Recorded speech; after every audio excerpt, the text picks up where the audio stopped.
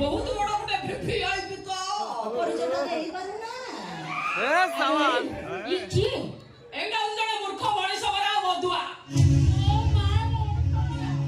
ରାତି କାଲି ମୋ ଘରକୁ କାଇଁ ଆସିଛି ପୁରା ପରିବାର ଧରି ଚାଲି ଆସିଛନ୍ତି ଆମକୁ ଦୟା ଦେଖେ ପ୍ରଶଂସା ପାଇବାକୁ ଆଲୋ ସିଏ କାଇଁ ଆମ ପାଇଁ ପରିବା ଆଣିବ ତମେ ସେ ମଧୁସାର ଦୋକାନରୁ ପରିବା ନ ଆଣି ନିରାଶ ହେଇ ଫେରିଲା ବେଳେ ଇଏ ସେଇଠି ଥିଲେ ତ